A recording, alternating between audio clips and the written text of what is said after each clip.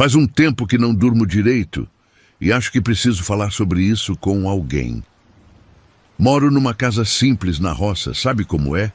Dessas que ficam meio afastadas da cidade. Não é nada demais, mas tem um quintal grande e nos fundos tem um bambuzal bem fechado. Quando me mudei para cá, achei até bonito. Aquele barulho dos bambus balançando com o vento parecia até relaxante. Mas aí, um dia, tudo mudou. Era uma noite normal. Eu estava assistindo televisão quando o vento começou a ficar mais forte. Nada demais, até que escutei uma risada. Uma gargalhada fina, sabe? Daquelas debochadas, como se alguém tivesse achando graça de alguma coisa.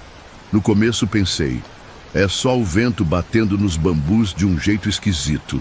E deixei pra lá. Mas aí a risada começou a aparecer toda noite, sempre na mesma hora, sempre do mesmo jeito. E não era coisa da minha cabeça, não. Era tão real que eu até levantava para olhar pela janela, mas nunca via nada. Só o bambuzal balançando com o vento e aquela escuridão. Falei com os vizinhos da roça. Eles disseram que nunca ouviram nada. Comecei até a pensar que estava ficando doido. Aí teve uma manhã que acordei e estava chovendo. Daquelas chuvas finas que deixa tudo molhado. Quando fui dar uma olhada no quintal, vi uma coisa que me deixou arrepiado. Tinha pegadas no barro. Mas não eram pegadas normais, sabe? Eram pequenas, tipo de criança, mas o estranho mesmo é que pareciam ser de uma perna só. Como se alguém, ou alguma coisa, estivesse pulando num pé só, indo e voltando do bambuzal. Fiquei olhando aquilo e senti um frio na barriga. Porque eu moro sozinho, não tem criança aqui, e as pegadas iam direto para o bambuzal. Nesse dia, fiquei com aquilo na cabeça, mas não tive coragem de ir ver. E à noite, de novo, a risada voltou. No outro dia, acordei decidido. Se tinha alguma coisa lá, eu ia descobrir o que era. Aqui na roça, a gente não pode deixar o medo tomar conta. Peguei uma lanterna e uma faca de cozinha. Vai que era algum bicho, né? E fui seguindo as pegadas que ainda dava para ver no barro. Elas iam direto para o meio do bambuzal. E quanto mais eu entrava, mais o lugar ficava fechado e escuro, mesmo sendo dia. Eu estava com o coração quase saindo pela boca. Cada barulho que o bambu fazia me assustava. Parecia que tinha alguém me observando. Sabe esse sentimento? Aí, quando já estava bem no meio do bambuzal, eu parei. Tinha chegado num lugar onde não dava mais para ver direito por onde ir. Os bambus eram tão juntos que faziam uma parede. E foi aí que eu vi. No meio dos bambus, entre as folhas, 2 olhos vermelhos me encarando. Não eram olhos de gato, nem de cachorro, nem de nada que eu conheça. Os velhos da roça sempre falavam de criaturas no mato, mas eu nunca acreditei. Agora eu sei que eles tinham razão. Eram olhos grandes demais, redondos, e de um vermelho que parecia que estava pegando fogo. E eles estavam me olhando fixo, sem piscar. Eu fiquei paralisado, não conseguia gritar, não conseguia correr, não conseguia fazer nada. E a coisa dos olhos vermelhos também não se mexia. Ficamos assim, sei lá, talvez 1 minuto, que pareceu uma eternidade. Aí escutei aquela risada de novo, mas dessa vez não vinha do vento, vinha daquela coisa que estava me olhando. Só aí eu consegui me mexer. Larguei a faca, larguei a lanterna e saí correndo. Tropecei várias vezes, me ralei todo nos bambus, mas não parei até chegar em casa e trancar todas as portas e janelas. Isso foi ontem. A noite inteira fiquei acordado, esperando ouvir a risada ou alguma coisa batendo na porta. Mas não aconteceu nada. O que me deixa mais apavorado é que hoje de manhã, quando criei coragem para olhar pela janela, vi que tinha mais pegadas.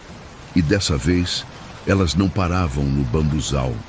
Dessa vez, elas vinham até a porta dos fundos da minha casa. Agora é noite de novo, e eu tô aqui, com tudo trancado, tentando entender o que fazer. Já pensei em me mudar. Mas e se essa coisa me seguir? E se for alguma maldição ou sei lá? O pior é que agora mesmo, enquanto escrevo isso, o vento está começando a bater no bambuzal de novo. E eu juro que consigo ouvir alguma coisa arranhando na porta dos fundos.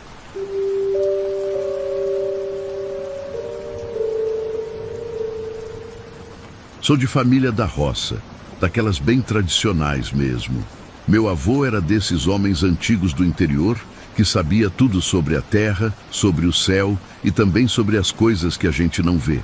Desde pequeno, eu cresci ouvindo ele falar sobre respeitar certas tradições. E uma coisa que ele sempre batia na mesma tecla era: nunca, mas nunca mesmo, olhe para a encruzilhada à meia-noite. E ele falava isso com uma seriedade no olhar que dava até medo.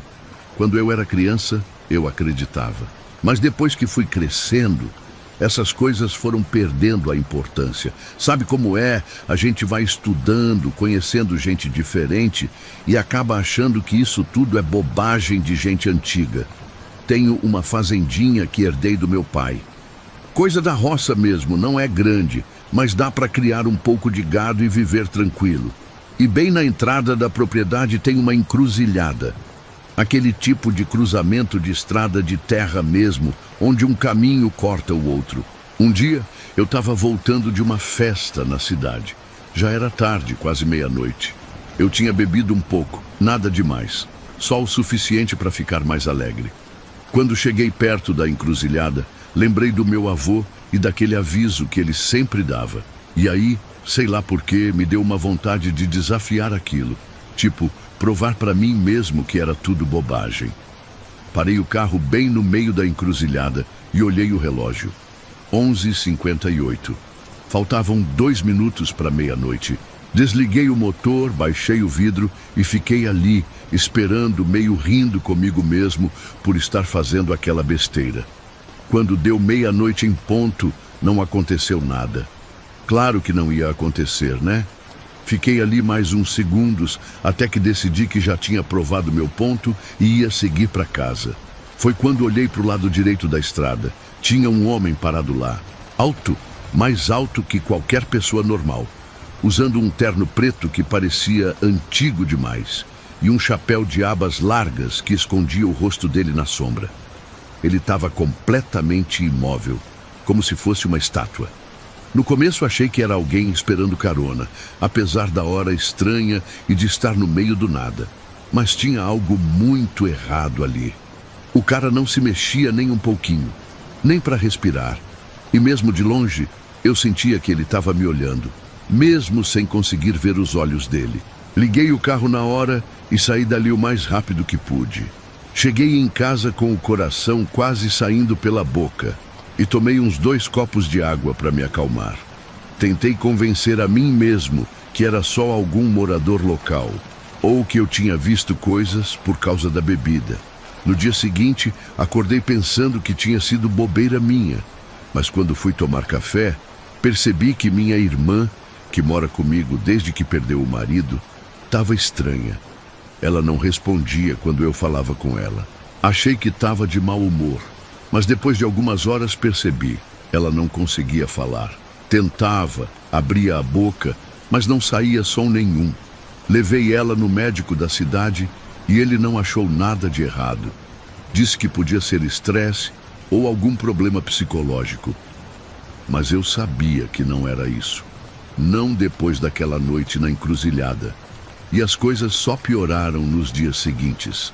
Acordei numa manhã e encontrei 3 vacas mortas no pasto, sem marca nenhuma, sem sangue, só mortas. Nos outros dias, mais gado foi morrendo.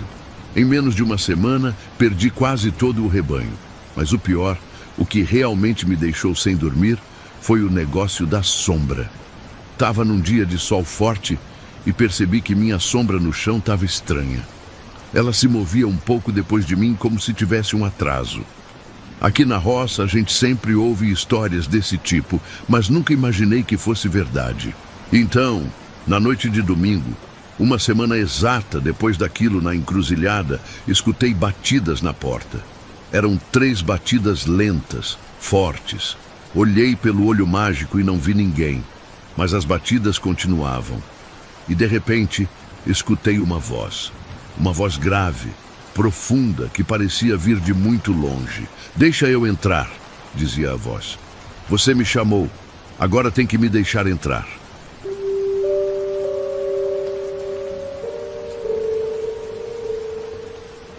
Eu moro sozinho numa casa no alto da serra. É um sítio bem isolado, sabe? Os vizinhos mais próximos ficam a uns 15 minutos de carro. Como muita gente da roça, sempre gostei da tranquilidade. O ar da serra é bom, a vista é bonita e dá para ver a cidade lá embaixo com todas aquelas luzes pequenininhas de noite. Sempre achei que essa solidão era uma coisa boa. Até uns dias atrás. Foi numa terça-feira. Nada demais tinha acontecido nesse dia. Foi um dia normal como qualquer outro. Eu tinha ido dormir cedo porque estava cansado do trabalho na roça. Devia ser umas 11 horas quando acordei com um barulho estranho. Era um choro baixinho. No começo achei que era algum bicho, sei lá, talvez um gato. Mas logo percebi que não era isso. Era o choro de uma mulher. Fiquei deitado, tentando entender de onde vinha aquele som. E quanto mais eu escutava, mais certeza eu tinha. Vinha da janela do meu quarto. Uma janela que dá para o lado de fora da casa, onde tem um pequeno jardim e depois só a encosta da serra e o mato. Fiquei com medo de levantar e olhar. O choro era tão triste, tão dolorido, que parecia atravessar minha alma. E aí, de repente, junto com o choro, comecei a ouvir uma voz feminina sussurrando meu nome. "Carlos, Carlos", ela dizia entre soluços. Meu sangue gelou. Como aquela voz sabia meu nome? Criei coragem e liguei o abajur do lado da cama. O choro parou na hora. Fiquei uns bons minutos ali, sentado na cama, ouvindo só o silêncio e meu coração que batia acelerado. Pensei que talvez tivesse sido um sonho ruim. Desliguei a luz e tentei dormir de novo. Não consegui pregar o olho o resto da noite. E na noite seguinte, lá pelas 3 da manhã, o mesmo choro voltou. Dessa vez, além de sussurrar meu nome, a voz começou a cantar. Era uma cantiga de ninar. Uma melodia simples, dessas que mãe canta para o filho dormir. E foi aí que senti um frio na espinha. Porque eu conhecia aquela música. Era a mesma cantiga que minha mãe cantava para mim quando eu era criança, antes dela morrer. Minha mãe faleceu quando eu tinha 10 anos. Lembro do dia do velório como se fosse ontem. Uma coisa que me marcou muito foi que ela morreu de olhos abertos. Sei que isso acontece às vezes, mas para uma criança, ver a mãe morta olhando para o nada é uma coisa que não sai da cabeça. Eram olhos castanhos, grandes, que pareciam ainda estar procurando alguma coisa.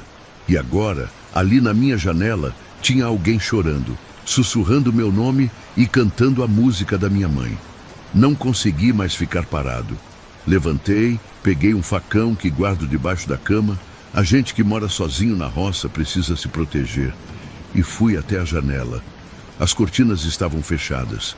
Segurei o facão com força, respirei fundo e puxei a cortina de uma vez. Não tinha ninguém lá, só a escuridão da noite e as árvores balançando com o vento. Abri a janela e olhei em volta. Nada. Fui até o quintal, dei uma volta na casa inteira. Nem sinal de pessoa alguma.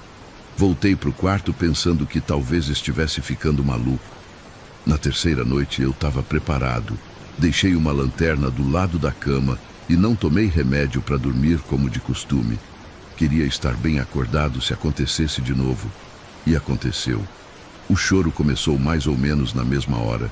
Mas dessa vez, além de chorar e cantar, a voz começou a pedir para entrar. "Carlos, me deixa entrar. Tô com frio aqui fora. Por favor." Peguei a lanterna, levantei sem fazer barulho e fui até a janela. O choro continuava. Com um movimento rápido, abri a cortina e apontei a lanterna para fora. Por um segundo, um único segundo, vi um rosto pressionado contra o vidro. Um rosto de mulher, pálido, com os cabelos escuros grudados no rosto molhado de lágrimas. E os olhos. Os olhos eram grandes, castanhos, exatamente como os da minha mãe. Deixei a lanterna cair e caí sentado no chão. Quando recuperei a coragem de olhar de novo, não tinha mais ninguém na janela. Passei o resto da noite acordado, sentado num canto do quarto, tremendo de medo.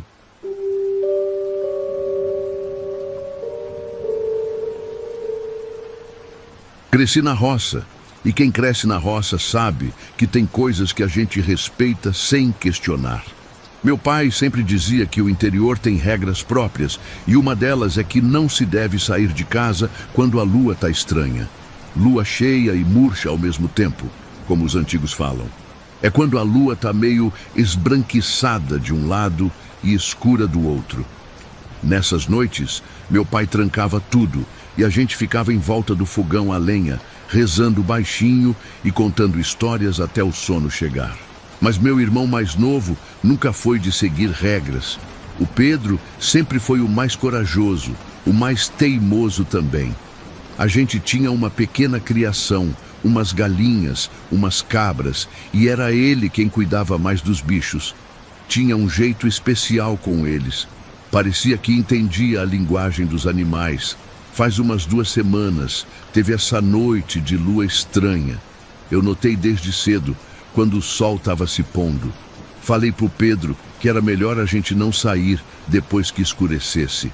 Ele deu risada, chamou de besteira, disse que era coisa de gente antiga da roça que não tinha o que fazer. Nessa época do ano, às vezes, as cabras fogem pro mato e ele disse que ia dar uma olhada no cercado antes de dormir, só para garantir. Passou das 9 horas e nada dele voltar. Eu fiquei na janela olhando para o terreiro com um aperto no peito. A lua já tinha aparecido, grande e assustadora, metade clara e metade escura. Até os grilos tinham parado de cantar, e isso nunca é um bom sinal. Lá pelas 10h30, eu escutei um barulho no portão. Era o Pedro voltando.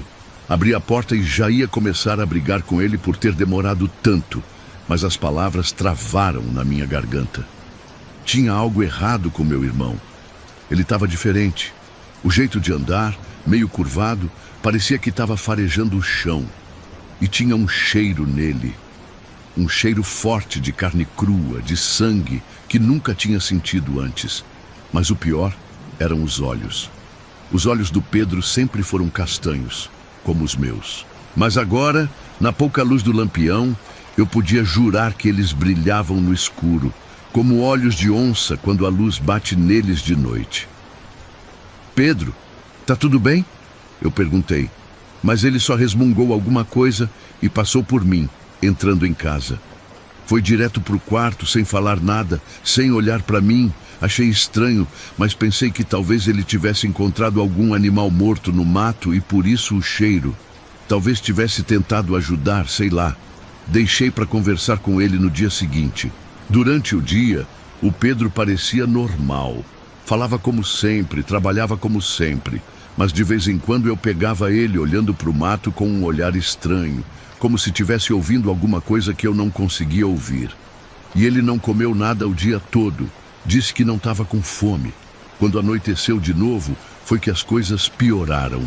A lua ainda estava naquele estado esquisito, e assim que ela apareceu no céu, o Pedro começou a ficar agitado. Andava de um lado para o outro na sala, respirando forte, suando mesmo com a noite fresca. Eu perguntei o que ele tinha, se estava passando mal, se queria que eu fosse chamar o remédio na vila. Ele só balançou a cabeça sem dizer nada. E aí, por volta das 9 horas, começou. Primeiro foi um gemido baixo, como se ele tivesse com dor. Depois, virou um tipo de grunhido, um som que não parecia humano. O Pedro caiu de 4 no chão e começou a raspar o assoalho com as unhas com tanta força que algumas quebraram e começaram a sangrar. Os olhos não pareciam mais dele. Estavam amarelos agora, com a pupila em fenda, como de um gato. E ele começou a babar, uma baba grossa e escura que pingava no chão. Eu fiquei paralisado, sem saber o que fazer. Aquele não parecia mais meu irmão. Parecia alguma coisa usando o corpo dele.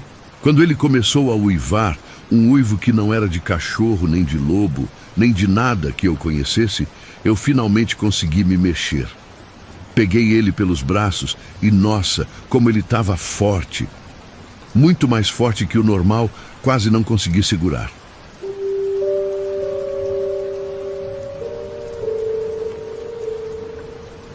Eu era um dos poucos que tratava Dona Marta com respeito. Ela morava no finalzinho da estrada de terra, bem no fundo da roça, numa casinha simples, dessas antigas com varanda na frente. O pessoal da vila vivia falando mal dela. Sabe como é povo de interior, né? Qualquer pessoa que vive sozinha, principalmente mulher idosa, já vira alvo de fofoca. Dona Marta tinha seus 60 e poucos anos, cabelo todo branco, mas era forte ainda, cuidava da horta dela, tinha umas galinhas, vivia na dela. Ela conhecia tudo de erva, remédio caseiro, essas coisas. Às vezes o pessoal até ia lá pedir ajuda quando estava com algum problema de saúde que o posto não resolvia, mas depois voltavam a falar mal nas costas dela. Os homens da vila, então, eram os piores. Viviam zoando, dizendo que ela era louca, que conversava com o mato, com os bichos. Seu Jerônimo era o que mais implicava. Ele tinha um bar perto da praça e volta e meia estava falando que Dona Marta fazia trabalho, que ela tinha pacto, essas bobagens todas. E olha que ele já tinha uns 60 anos também, não era moleque não. Aquele dia eu estava no bar do Seu Jerônimo. Era uma sexta-feira e o pessoal costumava se reunir lá depois do trabalho. Tinha uns 8 homens, todo mundo bebendo, conversando alto. Aí o Seu Jerônimo começou com as histórias de sempre. Disse que tinha visto Dona Marta conversando com um pé de árvore. Depois falou que ela tinha olhado torto para ele quando passou pela rua. Todo mundo ria, menos eu. Deixa a mulher em paz, Seu Jerônimo, eu falei. Ela nunca fez mal a ninguém. Mas ele estava naqueles dias, sabe? Enchendo a cara mais que o normal.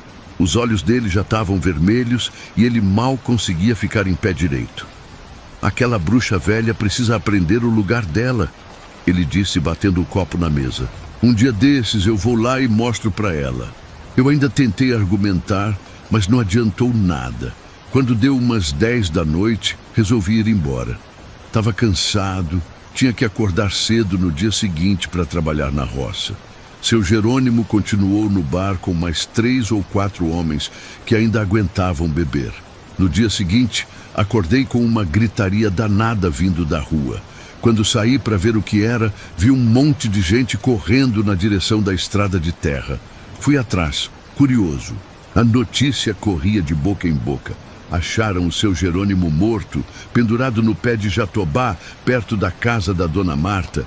Quando cheguei lá, já tinha um monte de gente ao redor. Alguns homens estavam tentando tirar o corpo, e foi a cena mais assustadora que eu já vi na vida. Seu Jerônimo estava completamente pelado, pendurado pelos pés num galho do jatobá grande que fica na entrada da propriedade da Dona Marta.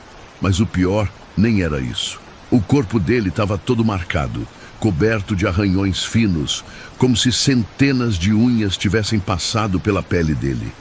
Não era cortes de faca, não. Era mais fino, como arranho de criança, sabe? Só que eram tantos, mas tantos que em alguns lugares dava para ver a carne por baixo da pele. Todo mundo ficou apavorado, claro. O delegado foi chamado, mas ele fica na cidade grande e demorou umas 3 horas para chegar. Enquanto isso, o pessoal só conseguia olhar para a casa da Dona Marta, que ficava a uns 200 metros dali. E lá estava ela, sentada na varanda, tomando café numa xícara de ágata azul, como se fosse um dia normal. Ela nem olhava na nossa direção. Nisso, a esposa do Seu Jerônimo chegou aos prantos. Ela disse que ele não tinha voltado para casa na noite anterior, que ela achou que ele tinha dormido no bar mesmo, como já tinha feito outras vezes. Ela olhou para o corpo do marido e desmaiou ali na hora.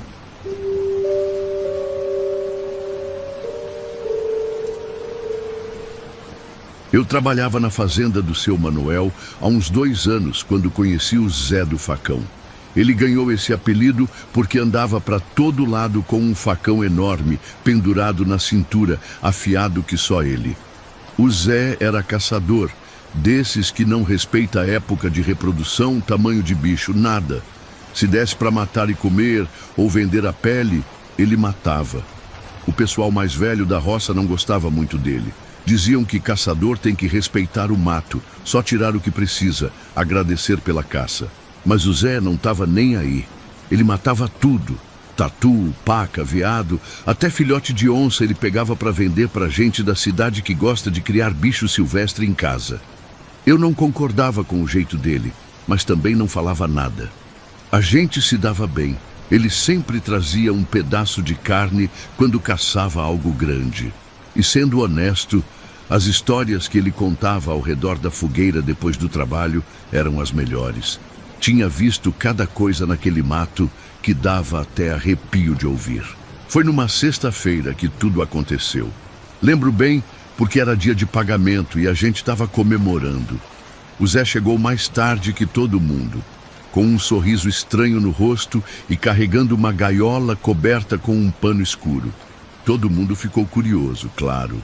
"O que você pegou dessa vez, Zé?" perguntou o seu Manuel, que apesar de não aprovar a caça excessiva, gostava das histórias tanto quanto a gente. O Zé colocou a gaiola no meio da roda e tirou o pano com um movimento rápido, como se estivesse apresentando um grande prêmio. Dentro da gaiola tinha um bicho estranho. Era pequeno, devia ter uns 20 centímetros, todo preto, com um pelo grosso e brilhante. Parecia um pouco com um macaco, mas não era. Tinha umas mãos compridas, com unhas afiadas, e os olhos eram o que mais assustava. Grandes, redondos, de um vermelho intenso, quase como se estivessem brilhando. O bicho não se mexia muito. Ficava num canto da gaiola, olhando pra gente. Não fazia barulho nenhum, só olhava. "Que diabo é isso, Zé?" perguntou o Tião, um dos peões mais velhos da roça. "Sei lá", respondeu o Zé, com aquele jeito fanfarrão dele. "Nunca vi um bicho assim antes. Achei ele perto do brejo, naquela parte onde ninguém vai." O Tião se aproximou da gaiola, olhou o bicho por um tempo e depois se benzeu. "Isso não é bicho de Deus não, Zé.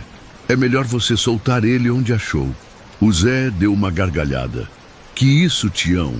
Tá com medo de um bichinho desse tamanho? Vou levar ele para a cidade semana que vem. Aposto que tem gente que paga bem por uma raridade dessas." A conversa continuou, mas o clima tinha mudado. O pessoal mais velho estava desconfortável, trocando olhares entre si, até que o seu Benedito, que era o mais idoso dos peões e raramente falava, se levantou. Ele olhou direto para o Zé e disse só uma frase: "Tem coisa que não se mata, nem se prende." O Zé fez pouco caso, claro. Guardou a gaiola no seu canto do alojamento e a noite seguiu. Mas tinha algo diferente. Primeiro foi o silêncio. Geralmente à noite a gente ouvia os grilos, as corujas, os sapos do brejo. Mas aquela noite estava quieta demais. E depois foram os cachorros.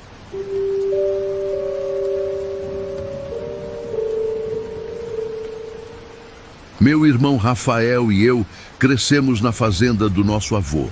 Um lugar antigo da roça, desses que passam de geração em geração, com histórias e regras que ninguém questionava. O vô Pedro era um homem de poucas palavras, mas quando falava, todo mundo parava para ouvir. Principalmente quando contava as histórias do que havia além da terceira cerca. Nossa fazenda era dividida por cercas. A primeira separava o terreiro da casa dos pastos, onde ficava o gado. A segunda cerca dividia os pastos das plantações. E a terceira era diferente. Era mais alta, mais forte e separava toda a parte cultivada da mata fechada, que ocupava quase metade da propriedade. Uma mata que, segundo o vô, nunca foi derrubada desde que a família chegou ali há mais de 100 anos. "Não entra na mata depois da terceira cerca", ele sempre dizia. Não era um pedido, nem uma sugestão. Era uma ordem, dita com aquela voz grave e os olhos fixos nos nossos, garantindo que a gente entendesse a seriedade do aviso. Quando éramos crianças, respeitávamos sem questionar. Mas o Rafael sempre foi o mais rebelde de nós dois. Conforme foi crescendo, Começou a duvidar das histórias do vô. Chamava ele de velho caduco. Dizia que ele inventava essas coisas só para nos assustar e nos manter sob controle. O vô contava que a mata era antiga demais, que tinha coisas lá que não deviam ser perturbadas. Falava de luzes estranhas que às vezes dançavam entre as árvores à noite, de sons que não vinham de nenhum animal conhecido, de pessoas que entraram e nunca mais foram vistas. Ou pior, de pessoas que voltaram, mas não eram mais as mesmas. Rafael ria dessas histórias. É só uma mata normal da roça, cheia de bicho normal, ele dizia. O vô só não quer que a gente vá lá, porque tem medo que a gente descubra que ele anda escondendo alguma coisa. Eu sempre defendi o vô, dizia para o Rafael respeitar os mais velhos, essas coisas. Mas no fundo, uma parte de mim também achava que podia ser exagero. Afinal, que mal poderia ter numa mata? Ainda mais uma que a gente conhecia desde pequeno, que dava para ver da janela do nosso quarto. O vô Pedro morreu no mês passado. Infarto, disseram os médicos. Coisa da idade. Ele tinha 82 anos, viveu bem. No velório, muita gente do vilarejo apareceu. E todos, sem exceção, respeitavam aquela mesma regra: não entrar na mata depois da terceira cerca. Ninguém sabia explicar direito o porquê. Só diziam que sempre foi assim. 2 semanas depois do enterro, Rafael veio com aquela ideia. Estávamos sentados na varanda no fim da tarde, olhando para o horizonte onde o sol se punha atrás da mata. Vou entrar lá amanhã, ele disse de repente. Onde? Eu perguntei, mesmo já sabendo a resposta. Na mata, depois da terceira cerca. Quero ver o que tem lá que assustava tanto o vô. Tentei argumentar, claro. Disse que devíamos respeitar a memória do vô, que não custava nada seguir aquela tradição, mesmo sem entender o motivo. Mas o Rafael estava decidido.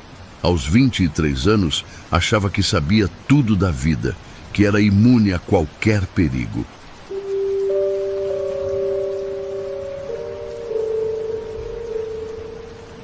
Meu sobrinho Lucas sempre foi um menino esperto, desses que acha que sabe mais que todo mundo.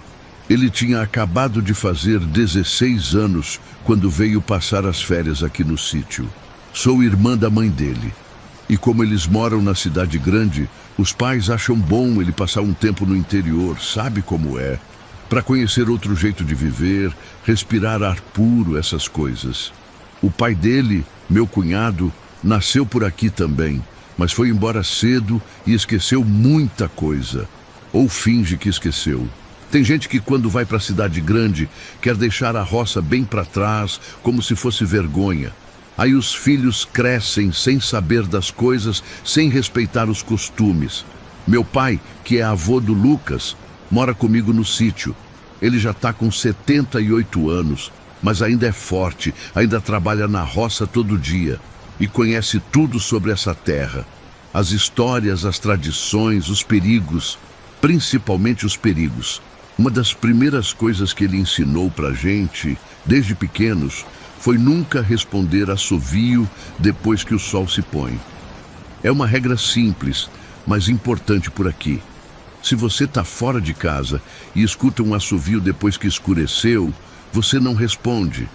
Você baixa a cabeça e segue seu caminho, ou melhor ainda, volta para casa o mais rápido possível. Quando o Lucas chegou, logo no primeiro dia, meu pai sentou com ele depois do jantar e começou a contar as regras do sítio. Falou sobre não desperdiçar água, sobre fechar as porteiras, sobre respeitar os animais e, claro, falou sobre o assovio. Nunca, mas nunca mesmo, responda um assovio depois que o sol se pôr. Ele disse, com aquela seriedade que só os velhos conseguem ter. Não importa se parecer seu amigo chamando ou se for um assovio bonito que dê vontade de imitar. Não responda. O Lucas riu. Não foi uma risada de respeito, sabe? Foi uma risada de deboche. Daquelas que adolescente dá quando acha que o adulto está falando besteira. Por que não, vô? Ele perguntou, ainda com aquele sorrisinho. O que acontece se eu responder? Meu pai ficou sério, mais sério até do que já estava. Tem coisa nesse mundo que é melhor não conhecer, menino. Tem coisa que é melhor só respeitar e pronto. Mas o Lucas não se convenceu. Nos dias seguintes, sempre que meu pai falava alguma tradição, alguma crença do povo daqui, ele vinha com aquele mesmo sorriso irônico. Isso é coisa de gente antiga, vô, ele dizia. Hoje em dia a gente sabe que isso tudo é superstição. Meu pai só balançava a cabeça desapontado. Eu tentava explicar para o Lucas que respeitar tradições não custa nada, que é parte da nossa cultura. Mas ele não ouvia. Cidade grande, internet, essas coisas todas fizeram ele achar que sabe mais que todo mundo. Foi na terceira noite que aconteceu. Estávamos todos na varanda depois do jantar, como de costume. O sol já tinha se posto há uns 20 minutos. E aquela escuridão do interior, sem a luz da cidade para atrapalhar, já começava a tomar conta de tudo. A gente estava conversando sobre coisas do dia, sobre a colheita que vinha aí, sobre os vizinhos. De repente, veio um assovio da direção do pomar. Um assovio fino, meio musical. 3 notas, subindo e descendo. Bonito até. Meu pai parou de falar no meio da frase. Ficou tenso, os olhos fixos na direção do pomar, embora não desse para ver nada além das sombras das árvores. Vamos entrar, ele disse já se levantando. Foi aí que o Lucas fez aquilo. Antes que a gente pudesse impedir, ele assobiou de volta. O mesmo assovio, as mesmas 3 notas, perfeito, idêntico. Lucas, meu pai quase gritou. O que você fez, menino? O Lucas deu risada. Que foi, vô? É só um passarinho ou alguém brincando? A gente mal tinha entrado em casa quando o assovio veio de novo. Mas agora não parecia vir do pomar. Parecia mais perto, talvez do quintal mesmo, e tinha algo diferente nele. Era o mesmo som, as mesmas notas, mas parecia mais intencional, se é que isso faz sentido. Lucas, de novo, sem pensar 2 vezes, respondeu com outro assovio. Meu pai agarrou o braço dele com força. Para com isso, menino. Você não sabe o que está fazendo. O Lucas se soltou irritado. Para você com isso, vô. Não tem nada lá fora. É só um assovio. E aí, como se alguém quisesse provar que ele estava errado, o assovio veio pela 3ª vez. E agora era definitivamente no quintal, bem perto da casa. As mesmas 3 notas, mas agora tinha um tom quase alegre nelas. Como se o que quer que estivesse assobiando estivesse satisfeito. Antes que a gente pudesse impedir, o Lucas foi até a porta da cozinha, abriu e assobiou de volta pela 3ª vez. Meu pai caiu sentado na cadeira, o rosto pálido. Pronto, ele disse, tão baixo que eu mal ouvi. Agora está feito. A noite seguiu. Não ouvimos mais o assovio. O Lucas continuou debochando, dizendo que nada tinha acontecido, que era tudo besteira. Foi dormir ainda rindo da cara do avô. Eu fiquei acordada até tarde com meu pai, que não conseguia dormir. Ele só ficava olhando pela janela, murmurando orações antigas que nem eu conhecia direito. No dia seguinte, Lucas acordou normal. Tomou café, ajudou nas tarefas do sítio, tudo como sempre. Mas à noite, quando estávamos jantando, ouvimos de novo. O assovio, as mesmas 3 notas. Só que agora não vinha do pomar, nem do quintal. Vinha de dentro da casa. Todos olhamos em volta, assustados. Não tinha mais ninguém ali, além de nós 3. E o som parecia vir de todas as direções e de nenhuma ao mesmo tempo. Você ouviu agora, Lucas? Meu pai perguntou, a voz trêmula. O Lucas tinha ouvido. Dava para ver pelo rosto dele, que agora não mostrava mais aquele sorrisinho debochado. Ele estava pálido, os olhos arregalados, procurando pela origem do som. Não responda, meu pai ordenou. Não importa o que aconteça, não responda mais. O Lucas assentiu, finalmente mostrando algum respeito. Ou talvez fosse só medo. Terminamos de jantar em silêncio. O assovio não veio mais naquela noite. Fomos dormir tensos, mas aliviados por esse pequeno descanso. Foi na terceira noite que as coisas pioraram de vez. O Lucas tinha passado o dia quieto, pensativo. Já não ria mais das histórias do avô. À noite, quando estávamos na sala, o assovio veio de novo. Dessa vez, não precisamos procurar de onde vinha. Veio da boca do Lucas. Ele assobiou aquelas 3 notas, sem querer, sem controle. Dava para ver nos olhos dele o pânico quando percebeu o que tinha feito. Ele colocou a mão na boca como se quisesse segurar o som lá dentro, mas era tarde demais. "Me ajuda", ele conseguiu dizer antes de assoviar de novo. E de novo. E de novo.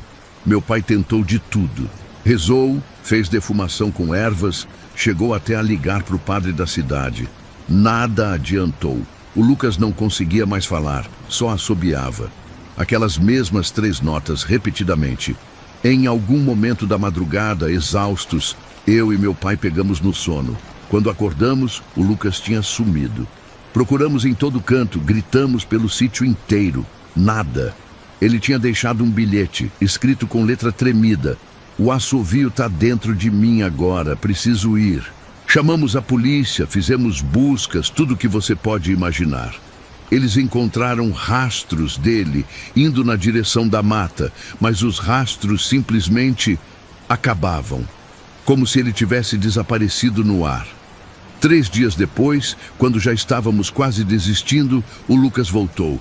Ele apareceu no quintal bem cedo, com as roupas sujas de terra e folhas, os cabelos desgrenhados, mas estava vivo.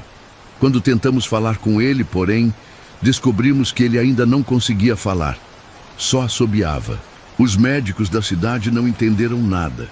Fizeram exames, tomografias, tudo. Não encontraram problema físico nenhum. Um psiquiatra disse que podia ser algum tipo de trauma, que talvez com terapia ele voltasse a falar. Isso foi há 6 meses. O Lucas ainda mora aqui no sítio. Os pais dele queriam levá-lo de volta para a cidade, mas toda vez que eles tentam, ele fica agitado, assobia sem parar, chega a se machucar se insistimos. É como se algo o mantivesse preso aqui. Ele parece se adaptar. Consegue se comunicar por gestos, por bilhetes, ajuda nas tarefas do sítio. Durante o dia, quase parece normal, tirando o fato de que não fala, só assobia de vez em quando realmente precisa chamar atenção. Mas quando o sol se põe, aí é diferente. Ele fica inquieto, anda pela casa, olha constantemente pelas janelas. E o assovio? O assovio vem mais forte, mais frequente. Às vezes, ele passa horas assobiando aquelas mesmas 3 notas, olhando fixamente para a escuridão lá fora. E o pior é que agora, às vezes, alguma coisa responde. De longe, da direção da mata. O mesmo assovio, as mesmas 3 notas. Quando isso acontece, temos que segurar o Lucas fisicamente, porque ele tenta sair, quer ir na direção do som. E nos dias que isso acontece, de manhã encontramos marcas de arranhões do lado de fora das janelas, da porta. Como se alguma coisa tivesse tentado entrar. Por isso agora, quando o sol começa a baixar, a gente fecha tudo. Portas, janelas, tudo trancado. E por mais que doa, por mais difícil que seja, não respondemos quando o Lucas assobia. E quando o sol baixa, a gente fecha tudo.